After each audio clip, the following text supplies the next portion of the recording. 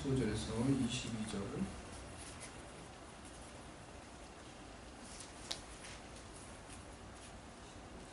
한 절씩 교도하도록 하겠습니다. 그들이 조반 먹은 후에 예수께서 시몬 베드로에게 이르시되 요한의 아들 시몬아 내가 이 사람들보다 나를 더 사랑하느냐 하시니 이르되 주님 그러하나이다. 내가 주님을 사랑하는 줄 주님께서 아시나이다. 이르시되 내 어린 양을 먹이라 하시고 두 번째 이르시되 요한의 아들 시몬아 내가 나를 사랑하느냐 하시니 이르되 주님 그러하나이다. 내가 주님을 사랑하는 줄 주님께서 아시나이다. 이르시되 내 양을 치라 하시고 세 번째 이르시되 요한의 아들 시몬아 내가 나를 사랑하느냐 하시니 주께서 세 번째 내가 나를 사랑하느냐 하시므로 베드로가 근심하여 이르되 주님 모든 것을 아시오매 내가 주님을 사랑하는 줄을 주님께서 아시나이다. 예수께서 이르시되 내 양을 먹이라. 내가 진실로 진실로 내게 이르노니 내가 자초서는 스스로 이기고 원하는 것으로 다녔거니와 늙어서는 내 팔을 돌리리니 남이 내게 띠기우고 원하지 아니하는 곳으로 데려가리라. 이 말씀을 하심은 베드로가 어떠한 죽음으로 하나님께 영광을 돌릴 것을 가리키심이로라. 이 말씀을 하시고 베드로에게 이르시되 나를 따르라 하시니 베드로가 돌이켜 예수께서 사랑하시는 그 제자가 따르는 것을 보니 그는 만찬석에서 예수님에 의지하여 주님 주님을 파는 자가 누구오니까 묻던 것이다. 이에 베드로가 그를 보고 예수께 여짜오되 주님 이 사람은 어떻게 되게 사옵나이까? 예수께서 이르시되 내가 올 때까지 그를 머물게 하고자 할지라도 내게 무슨 상관이냐? 너는 나를 따르라 하시더라. 아멘. 요한복음 21장을 중심으로 회복에 관한 메시지를 전하는 마지막 시간입니다. 질문은 놀라운 힘을 가지고 있습니다. 그래서 때에 맞지 않은 질문을 우리가 받게 되면은 그 질문으로 인해서 당황하거나 또 곤란하게 되는 경우도 있지만 어떤 질문은 그 질문을 받는 사람을 살리기도 하는 것입니다. 이런 측면에서 예수님은 정말 질문을 잘 하셨어요. 질문의 대가라고 할 수가 있습니다. 예수님께서 실패하고 낙심한 베드로를 다시 회복시키기 위해서 그가 하셨던 실제적인 일은 베드로에게 그의 원래 이름을 불러주시고 그리고 그에게 질문하신 거예요. 한국의 이 시인 중에 김춘수라는 시인이 지은 꽃이라는 시가 있습니다. 제가 앞부분만 조금 소개를 해드리면요. 내가 그의 이름을 불러주기 전에는 그는 다만 하나의 몸짓에 지나지 않았다. 내가 그의 이름을 불러주었을 때 그는 나에게로 와서 꽃이 되었다. 라는 이런 아름다운 시가 있습니다. 이와 비슷하게 예수님이 우리에게 와서 우리의 이름을 불러주실 때 우리는 예수님께 가 꽃이 되고 다시 살아나고 열매를 맺게 되는 그런 역사가 우리 가운데 일어나게 되는 것입니다. 예수님께서 실패하고 낙심한 자들을 다시 일으켜 세우실 때 베드로에게 했던 것처럼 그러한 자들을 다시 회복시켜 주실 때 그들의 원래 이름을 불러주시는 것 같아요. 베드로에게는 이제 두 가지 이름이 있었습니다. 우리도 여기 미국에 사니까 일반적으로 어떻습니까? 우리 한국 분들은 이름이 두 개죠. 코리안 네임이 있고 잉글리시 네임이 있고 그 당시에도 이름이 이렇게 두 가지인 경우가 많이 있었어요. 베드로에게도 적어도 우리가 알고 있는 두 가지 이름이 있습니다. 근데 베드로라는 이름은 예수님께서 베드로에게 지어준 이름이에요. 사명을 위해서 지어진 이름이라고 할 수 있어요. 그럼 베드로의 원래 이름은 무엇입니까? 베드로의 원래 이름은 시몬이었어요. 예수님께서 실패한 이 베드로, 우리가 흔히 이렇게 베드로 이렇게 해서 우리는 부르는 게 익숙한데, 실패한 베드로를 다시 회복시키고자 해서 그의 이름을 불러주었을 때 베드로라고 이렇게 부르지 않고 그의 원래 이름을 불러주셨어요. 요한의 아들 시몬아. 오늘 말씀을 보니까 이렇게 3번이나 이렇게 부르셨어요. 요한의 아들 시몬아, 요한의 아들 시몬아 라고 이렇게 불러주셨어요. 우리를 예수님께서 개인적으로 불러주실 때도 마찬가지라고 생각을 합니다. 우리를 예수님께서 여러분들을 홀링하시고 여러분에게 무언가를 행하고 여러분을 다시 회복시키기 위해 예수님께서 여러분을 부르실 때도 이와 같이 우리의 원래의 이름, 즉 우리의 개인적이고 친밀한 관계 속에서 우리를 예수님께서 불러주신다는 거예요. 어떤 직분을 가지고 어떤 직분의 호칭으로 그렇게 부르지 않는 것 같아요. 특히 우리가 실패했을 때, 우리가 낙심했을 때, 우리를 다시 회복시키고자 할 때는 더욱 그렇게 부르시는 것 같아요. 즉 예를 들어서 저를 부르는데 김 목사야 이렇게 부르지 않는 것 같아요. 저는 한 번도 그렇게 하나님이 나를 부른다고 느껴본 적이 없는 것 같아요. 다른 분은 그렇게 할 수도 있죠. 그런데 김 목사야, 김수동 목사야, 하나님이 나를 부를 때 그렇게 부르지 않는 것 같아요. 고지원 사모, 고사모야 이렇게 부르지 않는 것 같아요. 이름을 부르신다는 거예요. 수동아, 지연아 라고 이렇게 부르신다는 거예요. 마치 사랑하는 아버지가 자기의 아들을 부르는 것처럼, 자기의 사랑하는, 너무 사랑하는 자기의 친딸을 부르는 것처럼 우리의 개인적이고 친밀한 우리의 이름을 부르며 예수님께서 우리를 불러주신다는 거예요. 오늘 실패한 베드로를 예수님께서 부르실 때도 그와 같은 방식으로 베드로를 불러주셨다는 것입니다. 개인적이고 친밀한 어떤 그런 부르심으로 그의 원래 이름을 불러주신 거예요. 요한의 아들 시몬아. 베드로라는 뜻은 반석이잖아요. 시몬은 갈대라는 뜻이에요. 전혀 반석과 관계없는 그런 거리가 먼 지금 상황 가운데 있는 베드로에게 베드로라고 부르는 것도 어색했을 거예요. 그래서 원래 그가 가지고 있었던 원래 그 이름으로 그를 불러주는 거예요. 예, 시몬아, 요한의 아들 시몬아 라고 베드로를 개인적으로 친밀하게 그렇게 불러주시는 거예요. 그렇게 베드로를 불러주시고 예수님께서 베드로에게 던지시는 질문이 무엇입니까? 어떤 질문을 하셨어요? 요한의 아들 시몬아, 네가 나를 사랑하느냐?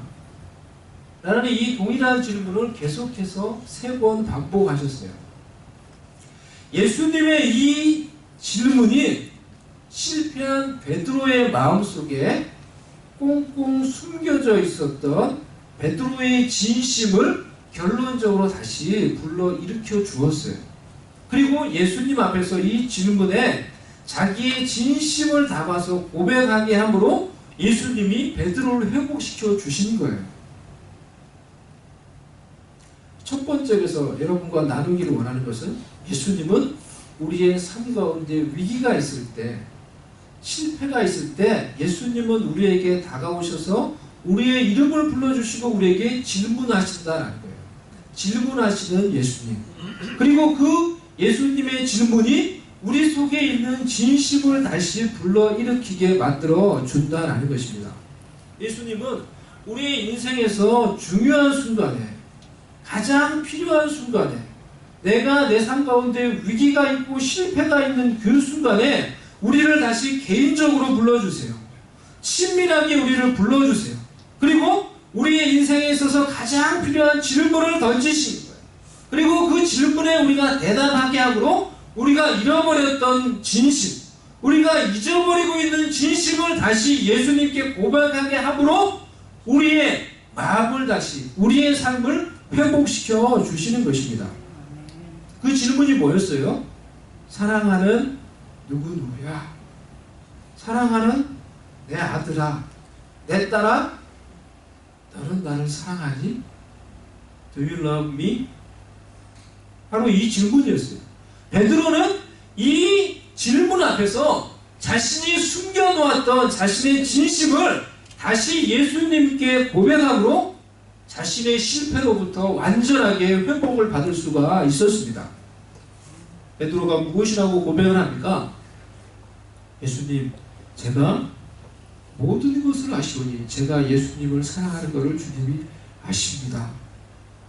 자신의 상황이 지금 고난과 실패와 낙심으로 그 고백을 하는 것이 차마 부끄러웠지만 이 고백을 통해서 베드로는 실패가 주는 모든 아픔과 상처로부터 자유로워지고 완전히 회복될 수가 있었습니다. 그래서 새로운 사람이 될 수가 있었던 것입니다. 이와 같이 고백은 놀라운 힘을 가지고 있어요. 기독교는 고백의 종교예요. 그래서 우리는 고백을 통하여서, 바른 고백을 통하여서 예수님 안에서 우리가 얻을 수 있는 모든 것을 얻고 그것을 누리게 되는 것입니다. 우리는 하나님께 나와 이렇게 예배하면서 또 기도하면서 우리의 죄를 고백해. 하나님께 나와 예수님께 우리의 죄를 고백함으로 우리의 모든 죄를 용서함을 받는 거예요. 우리는 복음을 듣고 하나님의 말씀을 듣고 예수님을 나의 마음으로 또 내 입술로 예수님이 나의 구원자가 되시고 내 인생의 주인이 된다고 고백함으로 구원을 받는 거예요. 아멘입니까? 아멘. 그래서 로마서 10장에서 이렇게 말을 하고 있어요. 네가 만일 내 입으로 예수를 주로 시인하며 또 하나님께서 그를 죽은 자 가운데서 살리신 것을 내 마음에 믿으면 구원을 받으리라. 사람이 마음으로 믿어 의에 이르고 입으로 시인하여 입으로 고백하여 구원에 이른다 라고 이렇게 말을 하고 있는 것입니다. 예수님을 나의 구원주로 내가 마음으로 믿고 내 입으로 고백함으로 내가 영원한 멸망과 심판으로부터 구원받아서 하나님의 자녀가 되는 거예요.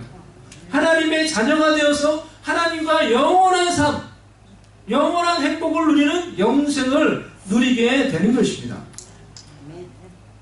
실패한 베드로에게도 고백이 필요했어요. 그것은 예수님을 사랑한다 라는 그런 고백이 필요했던 거예요.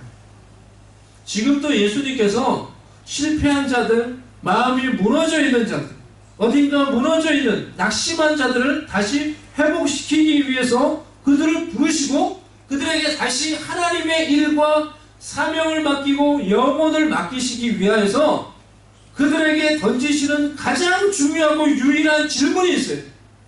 그것이 무엇입니까? 사랑하는 누구야? 너는 나를 사랑하니? Do you love me? 예수님께서 우리에게 이렇게 물으실 때, 예수님께서 지금 우리에게 이렇게 물으신다고 내가 느낀다면은 여러분은 여러분 속에서 숨겨져 있었던 그 진심, 여러분이 잊어버리고 있었던 그 여러분의 마음, 여러분이 포기하려고 했던 그 여러분의 진심을 다시 붙잡고 예수님께 그 진심으로 사랑을 고백함으로 예수님께서 여러분에게 이루고자 하는 그런 회복을 이룰 수 있는 여러분 될 수 있기를 바랍니다. 예, 주님, 제가 주님을 사랑합니다. 제가 주님을 진심으로 사랑합니다. 이런 고백이 필요하다는 거예요. 제가 결혼하기 전에 이 고백의 중요성을 경험을 했던 적이 있어요. 우리 아내와 결혼하기 전에 이렇게 교제를 하는 거죠. 교제를 이제 하고 그런 어떤 관계였어요. 그래서 서로 좋아한다라는 것을 느낄 수 있었어요. 서로에게 좋아하는 것은 그런 감정이 있다는 것을 제가 느낄 수 있었어요.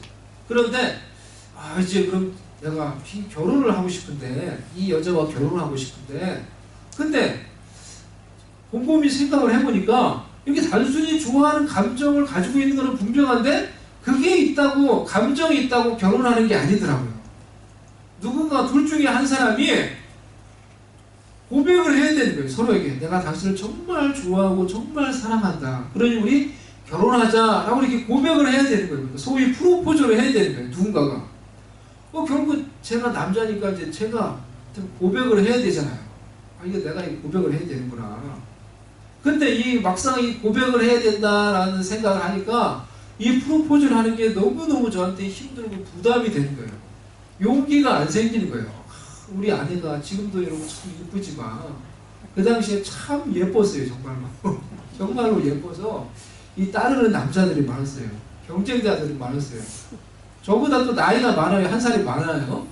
이제 그런 상황이었는데 근데 내가 이렇게 사랑한다 당신을 결혼하자 라고 이렇게 말을 하면은 어떻게 생각할까 게 두려운 거예요. 비웃지 않을까. 이 나이도 어린 전도사인데 전도사님이 이렇게 비웃지 않을까. 오히려 그 말을 하면은 더 부담이 돼서 도망가지 않을까. 뭐 이런 생각이 드니까 용기가 안 나는 거예요. 용기가 안 나는데 이걸 어떻게 해요. 딴 사람한테 좀 대신 좀 해달라 할까 뭐 이런 생각도 하고 이거를 딴 사람한테 김수동 전도사가 이 고지현 선생을 좋아한다고 좀 전해달라. 너는 결혼하고 싶다고 이렇게 얘기할 수도 없고 결국은 내가 고백을 해야 되는구나. 이 문제를 해결하고 결혼하려면 정말 내 입으로 고백을 해야 되는구나 라는 것을 제가 느끼고 나를 잡았어요. 나를 잡아서 수요일날 예배를 마치고 제가 이 같은 교회 전도사하고 이게 선생님이 보냈습니다. 그래서 제가 불러서 고지현 선생님 제가 오늘 특별히 할 이야기가 있습니다. 딱 얘기를 했어요. 그래서 예배 마치고 잠시 어디 갑시다. 대충 감을 잡는 것 같더라고요. 이게 잘 된다 생각을 하고 제가 울숙도라는 이 부산의 이 강변에 갔습니다.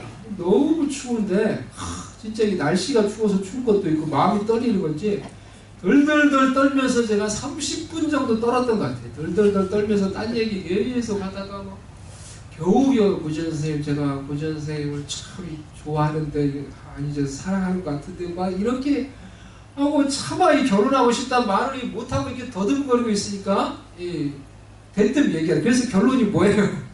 저 결혼하고 싶다는 거 아니에요? 딱 이렇게 얘기하는 거예요. 저를 도와주더라고요. 그래서 맞다고요. 맞아요. 내가 그 말을 하고 싶은데 지금 내가 그 말을 못해서 30분 동안 계속 주저리주저리 딴 얘기 하다가 얼마나 답답하면 얘기를 하더라고요. 자기가 나를 도와주더라고요.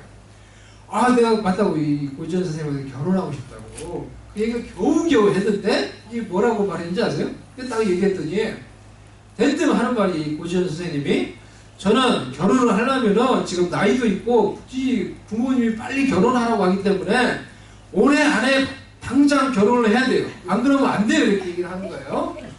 그때가 3월인가 그랬는데 올해면 9개월 남았는데 9개월 안에 결혼을 해야 된다는 거예요. 얼마나 기쁜 소식이에요.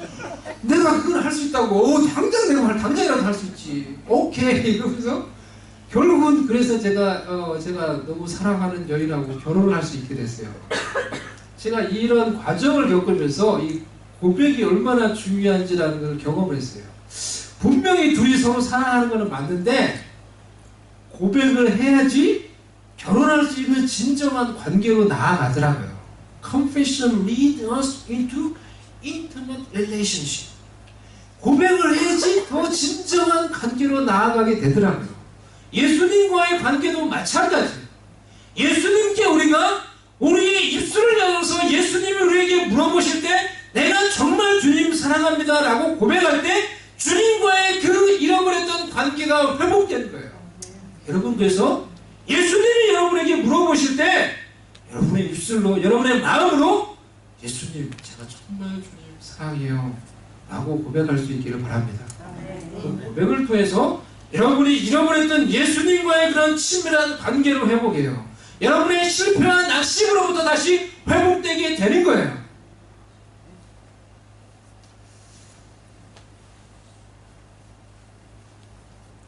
예수님께서 베드로를 회복시키실 때 이렇게 회복을 시켜 주셨다는 것입니다. 예수님은 실패한 자들을 회복시키는 데 전문가예요. 그러니까 Jesus is the expert, is to recover us from our failure.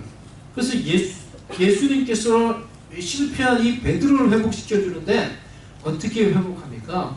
네가 나를 사랑하느냐라는 이 질문을, 이 동일한 질문을 3번이나 반복해서 베드로의 입술로 예수님, 제가 주님을 사랑합니다 라는 고백을 3번이나 하게 만들어요. 왜 그렇게 했습니까? 우리가 알고 있듯이 베드로가 어떻게 했어요? 베드로가 사람들 앞에서 예수님을 모른다고 3번이나 자기 입으로 부인했던 사람이에요.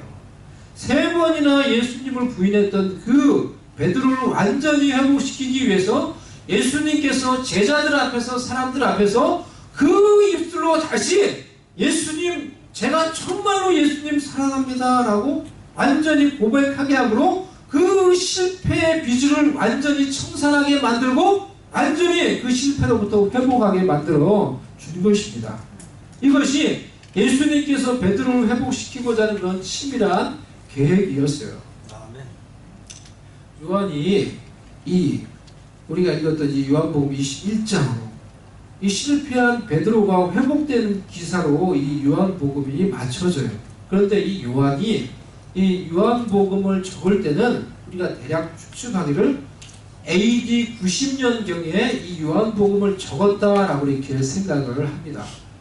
그런데 그러면요, 한번 연도를 한번 계산을 해보자고요. 예수님께서 실제적으로 이 실패한 베드로를 만나서 이렇게 고백을 하게 만들고 회복을 시켜주었던 때는 언제겠습니까? AD 30년경일 거예요. 그죠? AD 30년경에 곧바로 예수님이 부활하시고 곧바로 만나주신 거니까 그렇게 회복시켜주시는 일을 하셨을 거예요. 그러면은 그렇게 AD 30년경에 베드로는 예수님의 이 질문과 또 자신의 고백을 통해서 회복을 받고 그 이후에 어떻게 되었습니까? 성령의 충만함을 받고 전도자가 되었어. 그가 전도하니까 한 번에 3,000명, 5,000명이 회개하고 돌아오는 놀라운 복음 전도자로 쓰임 받고요. 그리고 예수님이 그에게 지어줬던 이 베드로라는 이름과 같이 초대의 교회를 세우는데 반석과 같은 그런 놀라운 그런 사람으로 교회를 세우는 지도자로 쓰임받고 사도로 쓰임받고 베드로는 AD 60년경에 네로 황제에 의해서 순교를 당해요. 순교를 당했어요. 그러면 여러분 생각을 해보세요. 이 요한복음이 AD 90년경에 쓰여져서 이 요한복음을 처음으로 받아보고 읽었던 이 독자들은 베드로의 처음과 베드로의 실패와 회복과 그 이후의 삶, 그의 죽음까지 다 알고 있는 거예요. 우리같이 다 알고 있는 거예요. 아니 우리보다 더 정확하게 베드로가 어떻게 실패했다가 어떻게 회복받았다가 어떻게 쓰임받고 죽었는지 다 알고 있는 거예요. 직접 그것을 눈으로 보고 듣고 다 알고 있는 거예요. 그것을 다 알고 있는 그 사람들에게 이 복음을 전하면서 마지막 이 베드로의 회복 기사를 적으면서 이 복음서를 쓰며 이들에게 전하고자 했던 요한의 메시지는 무엇입니까? 요한이 이 베드로의 회복 기사를 통해서 그들에게 또 우리에게 전하고자 했던 그런 메시지는 무엇입니까? 너희들이 알고 있듯이 베드로가 어떻게 실패해서 예수님께 회복받아서 어떻게 놀라운 전도자가 되어서 주의 교회를 위해서 너희를 위해서 하나님 나라를 위해서 쓰임받고 어떻게 네 삶을 마쳤는지 너희가 너무나 잘 알고 있듯이 이 세상에서 어떠한 실패도 예수님께서 회복 못 시킬 실패는 없는 것이다. 이 세상에서 어떠한 실패자도 예수님께 나오면은 예수님께서 그를 다시 회복시키셔서 하나님의 놀라운 뜻과 영광을 위해서 베드로와 같이 놀랍게 사용하고 쓰임받게 만들어 주는 것이다 라는 것이 바로 요한이 이 베드로의 회복 기사를 통해서 그들에게 또한 우리에게 전하고자 하는 메시지라는 것입니다. 아멘. 여러분, 실패가 처절할수록 그렇기 때문에 예수님은 더 놀라운 회복을 우리의 삶 가운데 준비하고 계신 것입니다. 우리의 실패가 완벽할수록 예수님은 더 완전한 회복을 우리를 위해서 준비하고 계신 것입니다. 아멘. 실패한 베드로를 부르셨던 예수님이 지금도 삶 속에 찾아드는 크고 작은 실패로 인해서 낙심하며 고개를 떨구고 있는 저와 여러분을 부르고 계신 것입니다. 사랑하는 누구야? 너는 나를 사랑하느냐? 그 부르심 앞에서 우리의 마음으로 사랑을 고백함으로 여러분을 회복시키고자 하는 그런 회복의 여정에 동참할 수 있는 여러분 될 수 있기를 바랍니다. 두 번째로 예수님을 사랑하는 것은 신앙의 본질이요 우리에게 주어진 가장 영광스러운 특권이요 허락인 것입니다. 예수님께서 베드로의 신앙을 회복시킬 때도 이 신앙의 본질이 되는 내가 나를 사랑하느냐라는 이 질문으로 그가 고백하게 함으로 그를 회복시켜 주셨어요. 구약 성경에 여러분 많은 말씀들이 있죠. 많은 말씀들이 있는데 그 많은 말씀과 계명들 중에서 가장 큰 계명이 여러분 무엇인지 아십니까? 예수님께서 그것을 정확하게 말씀을 해주셨어요.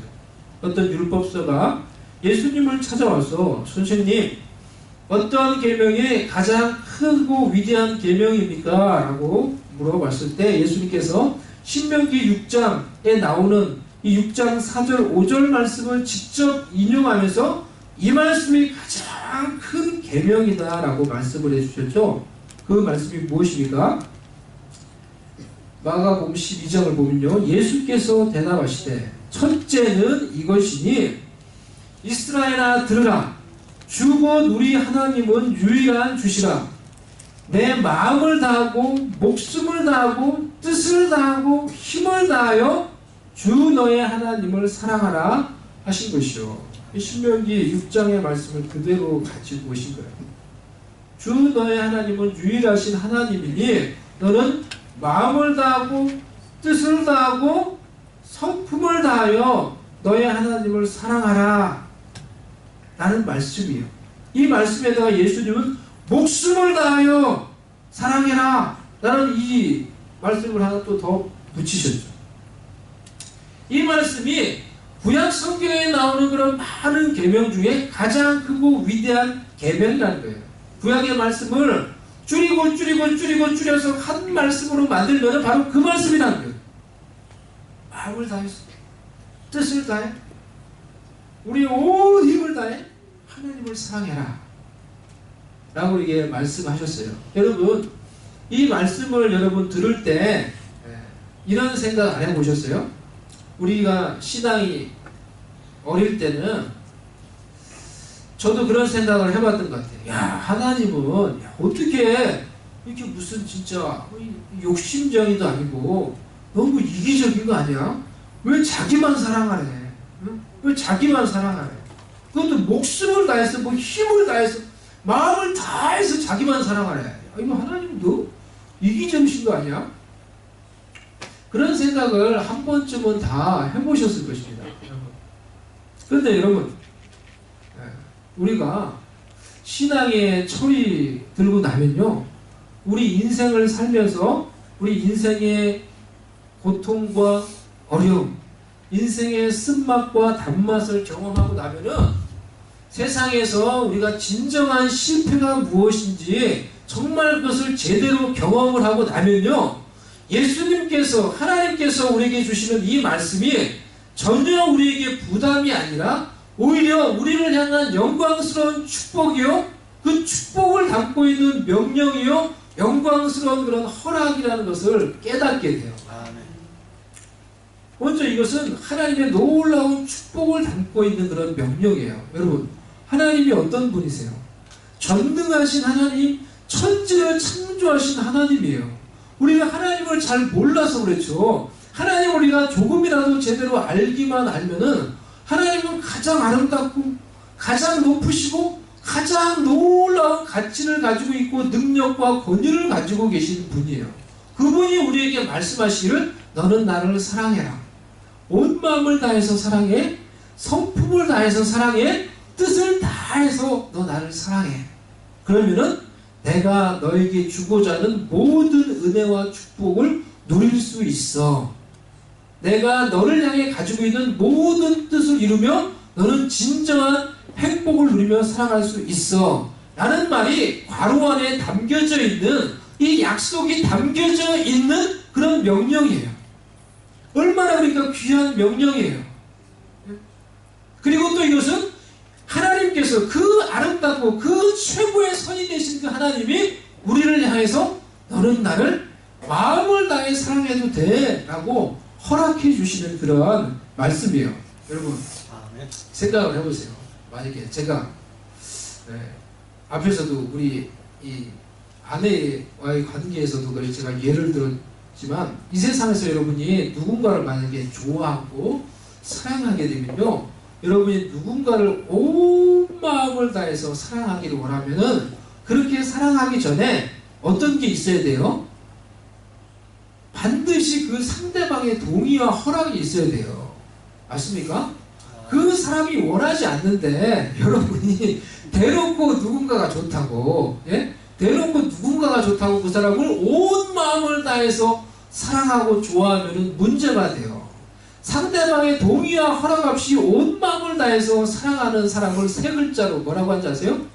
스토커라고 해요. 스토커. 스토커. 예? 연예인들을 우리가 좋아할 수 있죠. 연예인을 좋아할 수 있어요. 근데 연예인도 그냥 내가 그 사람이 좋다고 해서 그 사람의 허락 없이 그 사람을 온 마음을 다해서 사랑하면 문제가 돼요. 여러분. 그런 예를 제가 직접 봤어요. 제가 어렸을 때, 제가 어렸을 때였어요. 제가 어렸을 때 참 어렸을 때도 이 여자를 보는 눈이 높았어요. 마음이 교만해서 그렇죠. 그래서 TV에 나오는 그런 연예인들 봐도 예쁘고, 제가 이 우리 아내와 결혼한 걸 보면 여러분 아시겠죠? 제가 얼마나 눈이 높은지. 예? 여러분 보세요.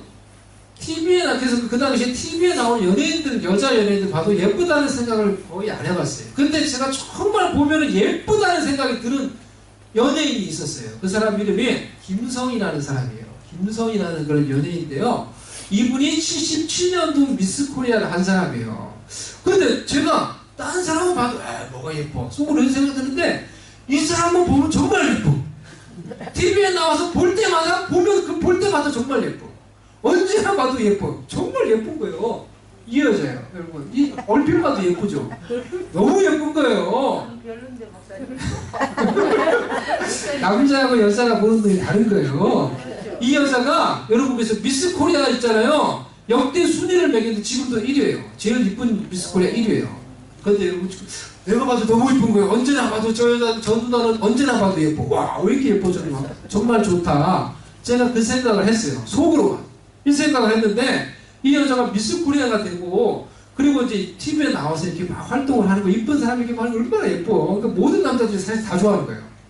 그런데 어떤 일이 생겼냐고 하면은 어느 날 갑자기 9시 뉴스에 나오는데 어떤 남자가 이 여자를 너무너무 좋아해서 너무너무 좋아하고 사랑한 나머지 그냥 자기 혼자 구청에 가가지고 뭐 아무 그 여자의 허락도 없는 거죠. 자기 혼자 구청에 가가지고 내가 김성희를 너무 사랑한다. 김성희하고서 나 결혼했다. 라고 해가지고 혼인신고를 해버린 거예요. 네? 아무 허락 없이 혼인신고를 해버린 거예요. 그래서 그게 9시 뉴스에 나왔어요. 그래서 난리가 난 거예요. 그래가지고 이 남자한테 인터뷰가 너 왜 그랬냐. 인터뷰까지 했으니까 내가 이 여자를 너무 사랑해서 이렇게 했다는 거예요. 그럼 사랑하면 막 그렇게 하면 돼요?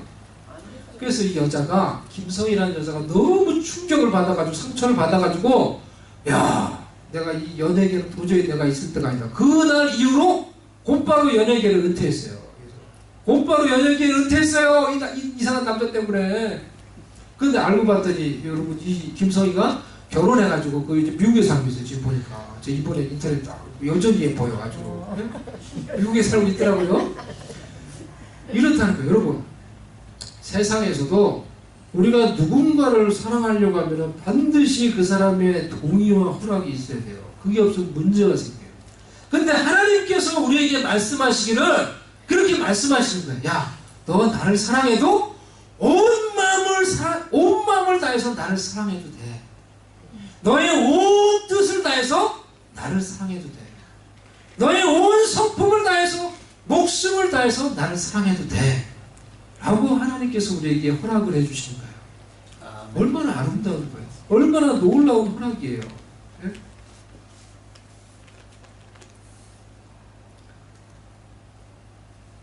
그렇기 때문에 우리가 이 하나님의 부르심 앞에서 응답하며 나아가야 되는 것입니다.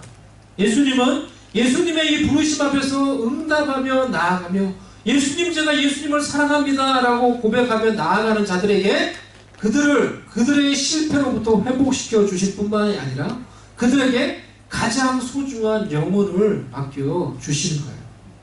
예수님께서 베드로의 그 고백을 듣고 예수님 제가 당신을 사랑합니다 라고 이렇게 고백하는 베드로에게 가장 소중한 영혼을 맡겨 주셨어요.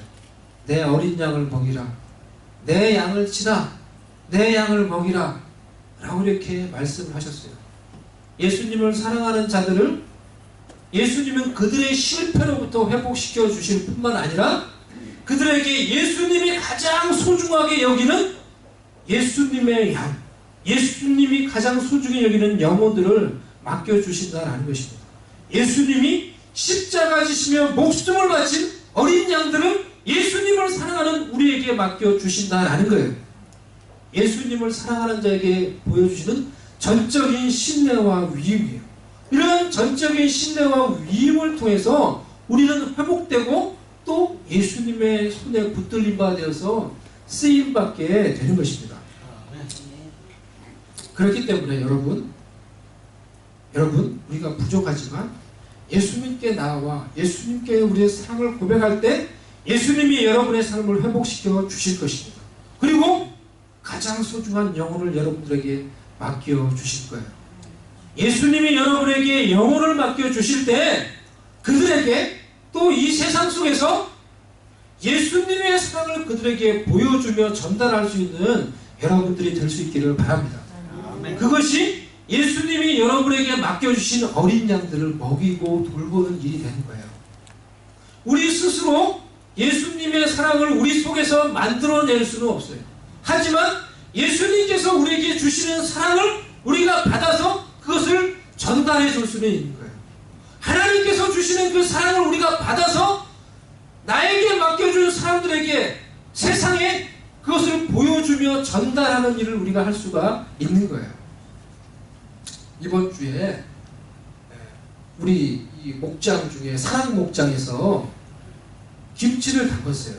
우리 교회에 오는 이 유학생들을 위해서, 학생들을 위해서 김치를 담궜어요. 그래서 목요일날 김치를 담궜는데 목요일 새벽기도 마치고 모이셔가지고 담궈가지고 오후 되니까 저에게 전화가 왔어요. 김치를 다 담궜는데 저보고 이제 와서 김치도 하나, 목사님도 하나 가져가시고 이 학생들에게 나눠주라는 거예요. 우리가 모르니까 목사님이 좀 나눠주세요. 이제 이렇게 전화가 왔어요. 제가 그 전화를 받고 한 권사님 집으로 갔어요. 갔더니 이 아이스박스 안에 얼음을 잔뜩 넣고는 거기다 김치를 이렇게 탁 정성스럽게 담가가지고 넣어놨어요. 그래서 제가 다 빼가지고 제 차에 실어가지고 이제 김치를 전해주기 위해서 우리 선생님, 학교 선생님한테 이제 전해주러 가는데 제 마음이 너무 기쁜 거예요. 제 마음이 너무너무 기쁜 거예요. 아, 내가 김치를 만들지 않았는데 야, 김치를 받아서 이렇게 전달해 주는 것도 이렇게 마음이 기쁘구나 라는 것을 내가 느꼈어요. 아, 하나님께 붙잡힌 바에서 쓰임받는 것, 하나님이 이 사용하시는 그런 도구가 되는 것, 하나님의 통로가 되는 기쁨이 이런 거구나 라는 것을 제가 운전하면서 이렇게 김치를 전달해 주러 가면서 제가 그것을 느꼈어요. 이와 같다는 거예요. 김치를 내가 만들지 않았지만은 김치를 전해주는 게 그렇게 기쁘더라고요. 하나님의 사랑, 예수님의 사랑을 우리가 만들 수는 없지만은 하나님이 우리에게 주시는 사랑, 예수님의 사랑을 우리가 다른 사람에게 전해주고 그것을 전하는 통로가 될 때 하나님께서 우리에게 주신 기쁨과 축복을 우리도 누릴 수 있게 되는 것입니다. 아멘입니까?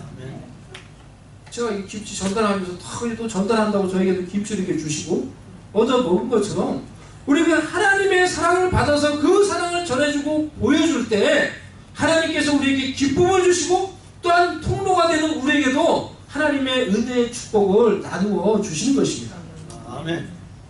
여러분, 오늘 이 말씀을 통해서 하나님께서 이 말씀을 통해서 여러분들을 각자 여러분을 부르시는 영혼들이 있을지 모르겠어요. 여러분들을 다시 회복시키시고 여러분들에게 사명을 맡기시기 위해서, 여러분들에게 영혼을 맡기시기 위해서 여러분의 이름을 부르면서 사랑하는 누구누구야, 너는 나를 사랑하느냐? 하고 여러분들에게 이런 예수님이 물으신 거예요. 그렇게 물으실 때 그 부르심 앞에 정말 여러분 예수님 사랑한다라고 고백을 하며 그 고백을 통해서 여러분 회복되고 하나님이 맡기시는 그 사명을 감당하고 영혼들에게 하나님의 사랑을 보여주면서 살아가는 하나님의 예수님의 축복의 통로로 쓰임받으며 살아갈 수 있는 여러분들 될 수 있기를 주님의 이름으로 축원합니다. 아멘. 이 시간에 같이 한번 잠잠히 한번 기도하도록 하겠습니다. 오늘 말씀을 생각하며 우리 한번 말씀을 통해서 하나님께서 예수님께서 나에게 주신 어떤 그 부르심이 있고 또 콜링이 있고 또 내가 응답해야 될 것이 있다고 하면은 그냥 그 부르심 앞에서 제가 응답할 수 있게 해달라고 또 내가 주님을 정말 사랑한다고 이렇게 고백할 수 있게 해달라고 말씀을 생각하며 같이 잠시 한번 기도하도록 하겠습니다.